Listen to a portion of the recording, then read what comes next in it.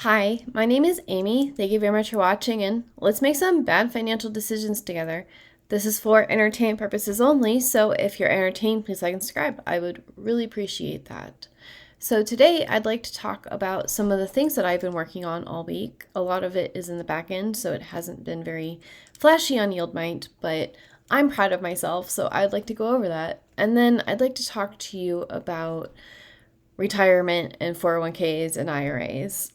So, I am currently reworking the entire Automate YieldMight objective where I'm using AI to parse all the distributions so that eventually I can stop double checking the work and just automate YieldMight, which right now is basically doubling my work and making it very, very not convenient.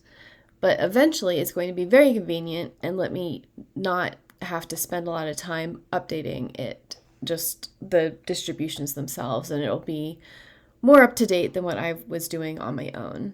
So I got YieldMight to work again. I got Defiance MST and their weeklies and their monthlies to work, and then Seppi and also Bitey and Baggy from Amplify.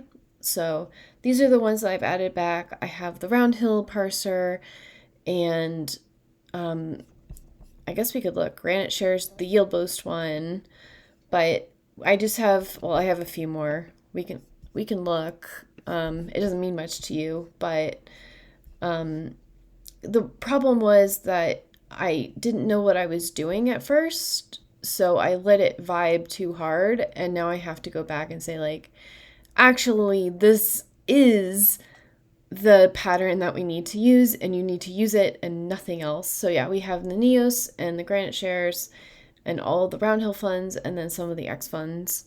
And then once these are cleared and I can prove that they're working and that we're not getting duplicates and that they're not just giving me random declaration dates, then I can move on, because right now I have about this many to update, which is a lot. It's way too much. So I'm actually have to go into Nest Yield and see, do they have a way to, they have a contact form up here, but do they have a subscribe to get their email stuff, and did I already do it? So sometimes it's in the footer instead of the header, but I really wish that they would have a subscribe, because I like getting them in my inbox rather than scraping the websites. It feels much better to me. But they don't have that. So I guess for Eggy, we will have to try to scrape their website. And what happens is that if the website is built well, they actually have protections against bots, which I don't particularly blame them, but it does make it harder for me to automate this. So once I'm done with the low-hanging fruit, I might actually reach out to Nest Yield and say, hey, I have this tool. I have, 10,000 viewers every month or whatever it winds up being. People have been relying on me to have updated distributions. Could we, and I've worked with other issuers before, could you maybe have a CSV that I could download or a subscription, because I'm interested. You all pinged me several times for Eggy and EggQ, and before I even put it in there. So just as an example, there are a few of these. So hopefully everything else I can get either the subscription and the email, or go through their website, or get them to cooperate with me. So I'll keep you updated on that. So no new things with YieldMight. Well, besides me trying to automate it and just continue to do that. And we're getting closer now that I have fixed the pattern, and the YieldMax ones are fixed and the MST is actually picking up on the email. Like, I think I'll have a better time that the ones I've already set up will actually be reliable and I don't have to double check it. Anyways, I've been working on YieldCalc, which is a very dynamic distribution calculator, which this is the default page for when you make a new Laravel application. But what I have done is we can log in with auth0, we can continue with Google, and we say we want to log in as me, and it's logged in, and we can go to the dashboard. And this might not look like much, and we can see that I am Amy Duttweiler here as the profile here, and this is the default page for a dashboard in Laravel 2. So we are signed in, we have this information. My next step here is to include Stripe for pricing plans for subscriptions. And we're starting with this stuff because I'm not launching this one without like the free plan and what you get before that, because I would really love to have a website that is really helpful for everybody. Everybody's been asking for really complex dividend calculators where we can take a portion out, calculate in divesting to cash and paying forward and silos, whatever we're doing as our actual investing strategy and doing, the projections and things. But I want to actually set up an affiliate marketing thing for this. That way I know that there are other YouTubers that really love YieldMight, and I think that they'll also like YieldCalc. So if we could give them a link that they can help when they're promoting my website, and they also get money when people think that this is helpful, then I want to set that up right away, and not like YieldMight where it's a free tool. The intention is for it to be free, and I'm not going to add many more advanced features to YieldMight because it is a free tool that does one thing very well. And we're going down the route of getting sponsors from issuers on that website anyway. So this will have a different business model, but I really hate doing back-end setup things. So once we're over those hurdles, I can start showing you what I've been doing to test the really configurable calculator. So I'm looking forward to this.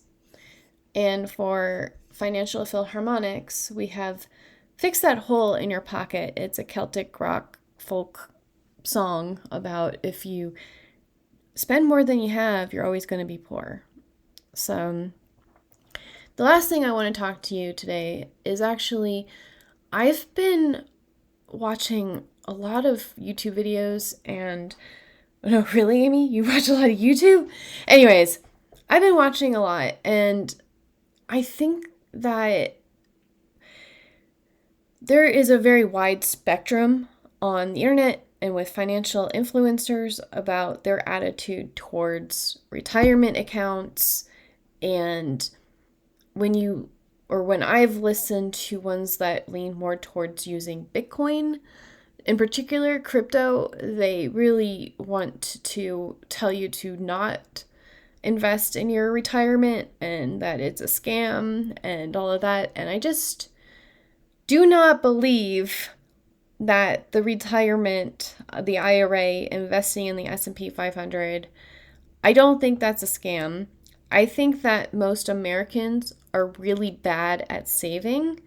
So having that barrier to withdrawing your money is needed for a lot of Americans because they are so bad at saving that it really doesn't work that way. What I really wish that my IRA would do would allow me to do a loan like I can do with my 401k, because there are circumstances, for example, me trying to sell my condo, I would really love to be able to borrow the money from my 401k. I just don't get interest, or my money is not participating in the stock market until it's paid back, but the interest rate that I pay from that goes back into my IRA. That's what I would have loved to do with this condo thing, because I mean, it is my fault for buying the condo in the first place, but I would not have been able to know that my building status would have changed between when I first put it on the market and 2 years later. Or like between it was warrantable when I put it on the market and then when the first person went to go get their mortgage, in that amount of time, it was months.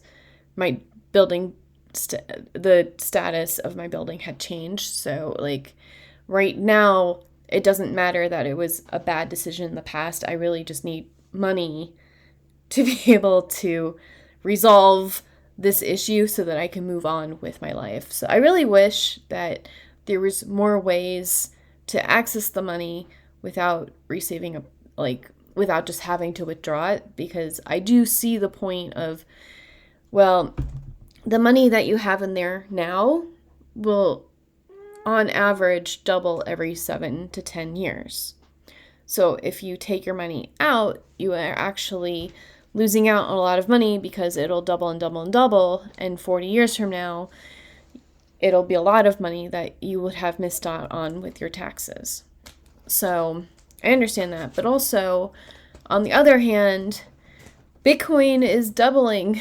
And also, I mean, it seems like every couple of or 4 years in the cycle, it doubles. But eventually, it's going to be really institutionalized and the volatility will go way down and we won't see as much of a price increase, but we're not there yet. And that's where people are very, very excited about Bitcoin and say, mortgage your house, get that second mortgage, just put every last dime that you have in Bitcoin.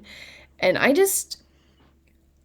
do like Bitcoin. I love Misty, and I would really love to have my Bitcoin still be a Bitcoin and not in my taxable brokerage account being ready to pay off my condo.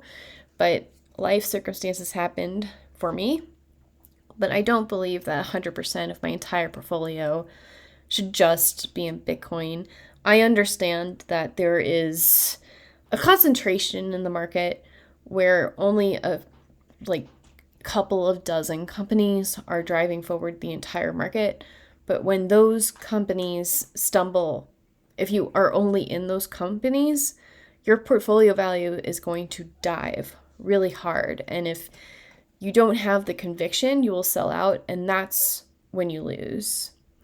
So when you invest in something like the S&P 500, when those really big players fall off a cliff, the other ones that aren't really pushing the economy forward, but they're just there for the buffer between everything so that your entire portfolio doesn't move down. So if the S&P 500 goes down 5%, Apple may have gone down 50%, or Tesla, or Amazon, or whatever happens to be the noise of today, that could have really an outsized effect on your portfolio if you are not properly if you don't have enough hedging and you're not diversified enough, because we never know when the next thing is going to happen until the next thing happens. So less prediction, more planning.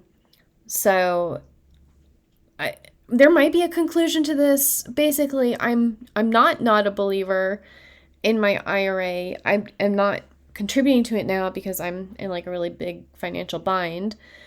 But I think that having money that you've saved from yourself is important, because a lot of people are just really, really bad at saving. And if they have the money access to them, they will do a lot of gambling and have literally nothing for retirement.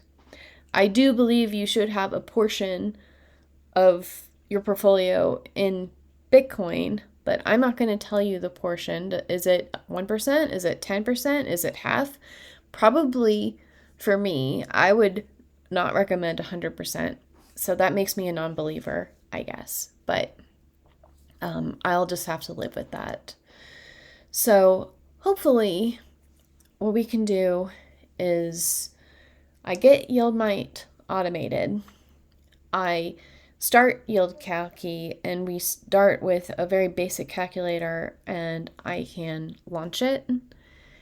And then we'll just go on to whatever is the next thing for me.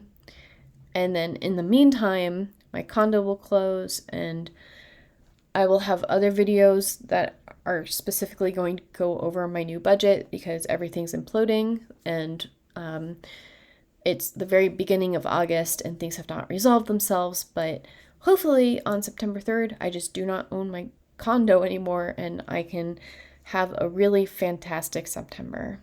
And then I'll have a plan in place to buy more Bitcoin. So, anyways, this is the part where I ask a question. So,